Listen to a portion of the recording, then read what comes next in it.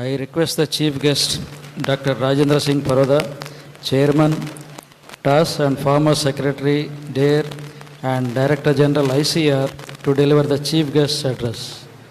Sir.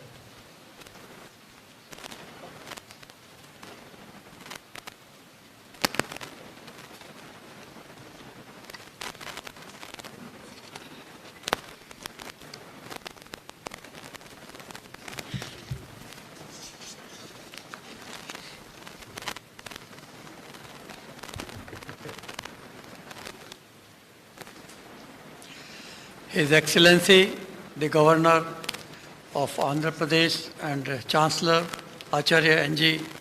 Ranga Agriculture University, Shri Abdul Nazir, Honorable Vice Chancellor Dr. Vishnu Vardhan Reddy, distinguished members of the Board of Management, Academic Council, guests, dear students, representatives of press and media, ladies and gentlemen. First of all, I would like to congratulate all those who have received their degrees, awards, and also gold medals today. It is indeed a great reward of your hard work while working on this beautiful campus, and the knowledge that you have gained is going to stand in good stead while you will climb the ladders of success in future. I am personally grateful to the Honorable Chancellor, Vice Chancellors and the Academic Council for the honor bestowed on me. I consider this to be a great honor and feel proud to become an alumnus of this great institution. I am also happy about the tradition that Dr. Reddy you are setting of recognizing the contributions of our agricultural scientists, particularly in the name of those who had worked here and made their name in the field of agriculture research, and especially this particular center is known for its research on rice, and the kind of achievements that you have got are really laudable, and I would like to only say that sky is the limit, and we look forward for our future food security of India as far as production of more rice which will be needed by this country. We all know that agriculture is the backbone of our economy, and since independence, we have made great strides. We still contribute about 18% of our agricultural GDP, and around 60% of our population is still dependent on agriculture and allied sector. With now 1.41 billion population, we have already overtaken China, so we are the most populous nation, and therefore, we do have the challenge of meeting the additional requirement of about 6 million tons of additional food per year in future.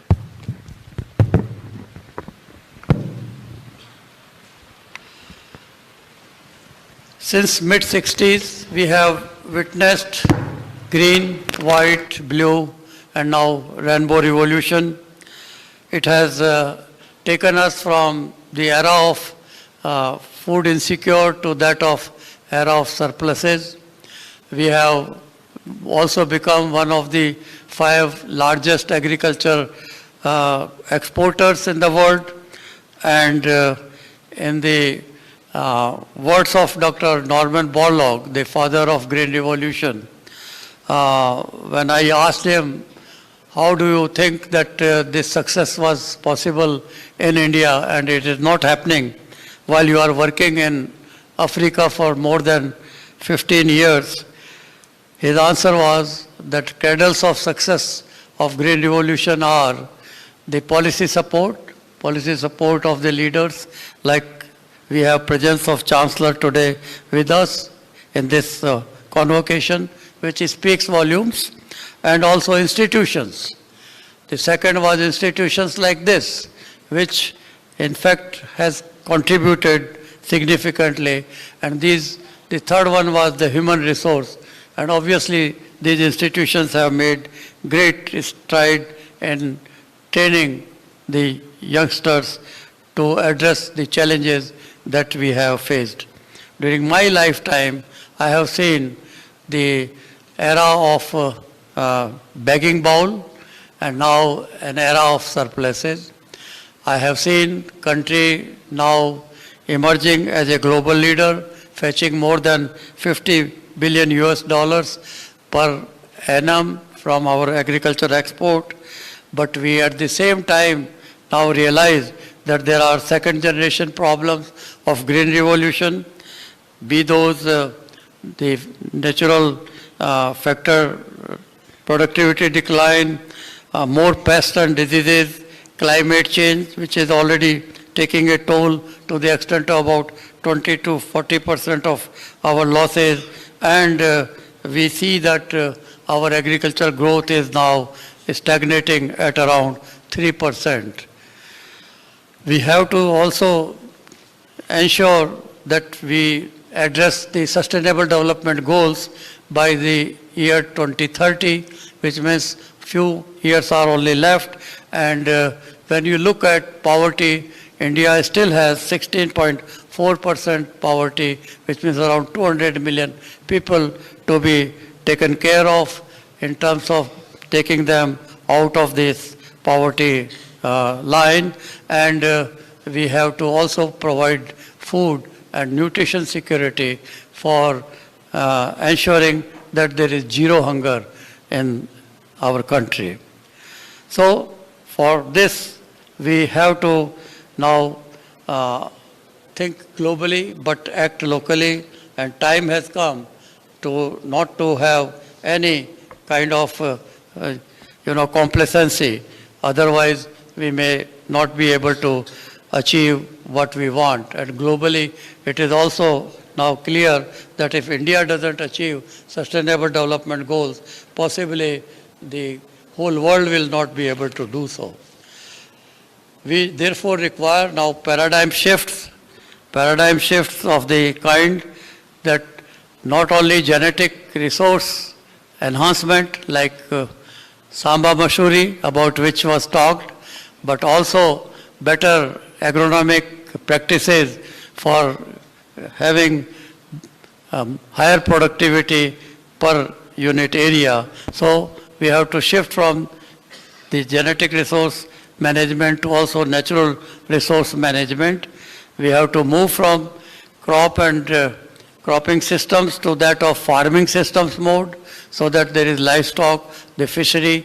The Andhra Pradesh is already showing its leadership in fishery sector at the national level, and we have now to move from agriculture research for development to that of agriculture research and innovation for development. What we need is now innovation so that it helps the end users, especially 80% of our farmers who have less than 2 hectares of land and who need better knowledge, better technology, and by which they can not only produce more but reduce the cost on their production by adopting those technologies which can help them conserving the natural resources, which can take care of our soil health, and which take care of the depletion of water level and the environmental degradation. Genetic resource itself was innovation led. If it was not around the dwarf wheat and rices, which were photoinsensitive and responsive to higher inputs, possibly we would have not been able to produce what we wanted to meet our requirements. And there was a time when we were importing food, we didn't have money to buy that. And at that time, our leaders had given a recognition that it is not only the Jawans who are needed to protect the borders of the country, but it is also the agriculture scientists needed to provide food to our ever-growing population. So, Jai Jawan, Jai Kisan, then Jai Jawan, Jai Kisan, Jai Vigyan, and now recently our Honorable Prime Minister has also added the Anusandhan, which means research. So, we have to lay greater emphasis to make a change in terms of having innovations which are made in India and which would therefore require much more stronger research institutions and human resource. And human resource also competent in new science and technologies, and like about robots was mentioned, or drones was mentioned, and also artificial intelligence and genome editing, genetically modified crops, go in for micro irrigation, laser leveling, and so on. Sky is the limit. You definitely can move forward and make a difference. We also have to see that everything is not done by the government, but also private sector plays its role. So public-private partnership would require enabling policy environment to be created, and we have to motivate our youth to be not only job seeker but also job creator by going in for those kinds of entrepreneurship by which the farmers can be helped through private extension system, by outsourcing, by supply of inputs, and also by undertaking entrepreneurship at their own level for not only the higher production but also post-production. Because now the time has come when we have to take full benefit of globalization of agriculture. And that would require obviously value addition, also artificial intelligence, electronically linking ourselves to the global market, and so on. And we have to embrace new technologies. We can't afford to have policy logjam like we had after introducing BT cotton. BT cotton was a great revolution in itself. By adopting, we could reduce the pesticide use by almost 40%, particularly for the Heliothes, and we could increase the farmers' income, and we became a world global leader in cotton production. But we need new events, new technologies, whether it is herbicide tolerant or whether it is the technology which is resistant to sucking pests and other diseases. Scaling of innovation is very important, and time has come where we lay greater emphasis, and scaling of innovation through motivating and attracting youth in agriculture, what we call is Maya concept, is the right approach. Also, I see that we need to provide the environment under the new education policy in these institutions where we diversify and also reorient our agricultural education system and make sure that there is more flexibility. All education is not degree oriented, but also we provide diploma and certificate oriented skill development training programs by which they can serve better and provide the services to the farmers and provide right knowledge to the farmer without any dissemination loss. And that is only possible when they take or embrace the profession. And youth will not be interested in agriculture just by asking that they should retain in agriculture, but they have to be provided new opportunities through secondary and specialty agriculture. They have to be also told how they can increase income. Income not only by doubling it, but manifold. which is possible whether you go for the technologies like protected cultivation, you improve the water use by micro irrigation, you go in for reducing pesticide use by going for genetically modified crops like mustard, maize, soybean, and we have all the potential for conservation agriculture without cultivating the land, direct seeding after rice for wheat or after rice for maize and also after maize for rice, etc. These possibilities are there globally. Other countries are taking full benefit of it, but it would require then the outsourcing of the equipments and machinery that is needed, and that has to be through support by both public and private sector. We have to go in for organic farming, but then not make entire agricultural land organic.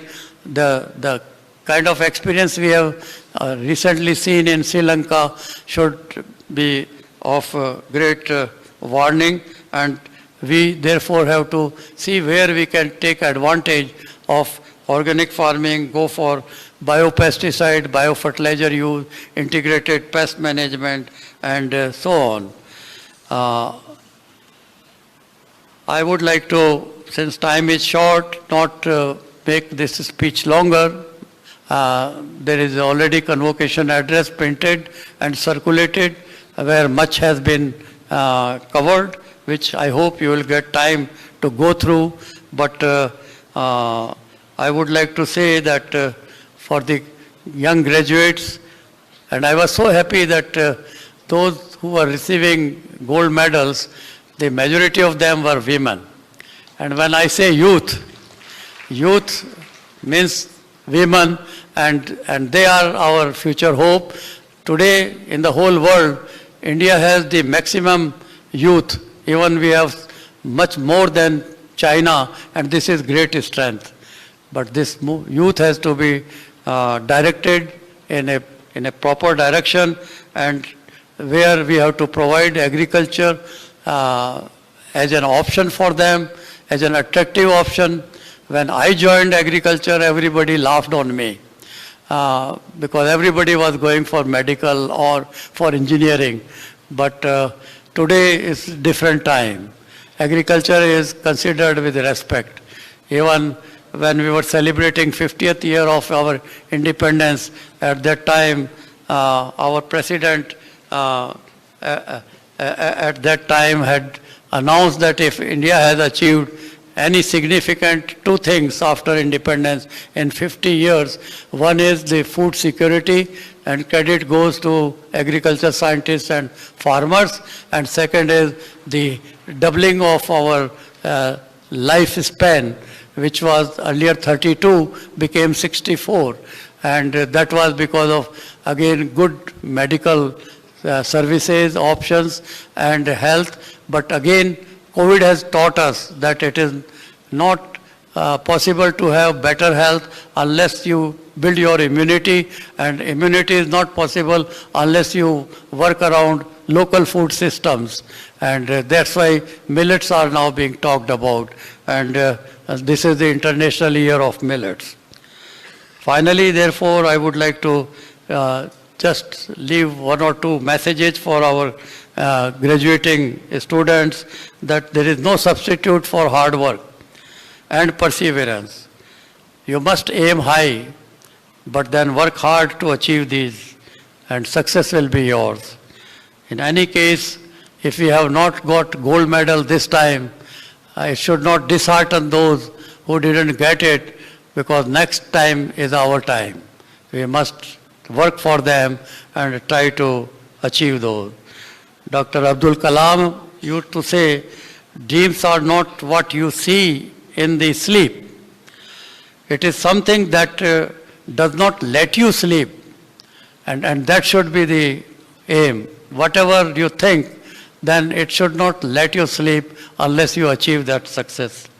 And a mantra from Kathopanishad, which Swami Vivekananda often used to mention that it Utistat Jagrat Prapya Varani Bodhat, which means arise, awake, learn from the best, and stop not till the goal is achieved. And what you have learnt here is definitely such an institution doesn't really exist in all the states, and I would therefore like to congratulate you, Dr. Reddy, for what has been achieved on this campus and the kind of human resource that you are building, and I'm sure they will take our nation to newer heights, and Prime Minister wants 5 trillion economy in next decade's time, and I'm sure agriculture, which contributes about 18 to 20%, will be contributing 1 trillion, but that would require much more effort, new technologies, and also better knowledge, and we have to be globally competitive. With these, I would like to once again thank you for giving me this opportunity to share my views. Thank you.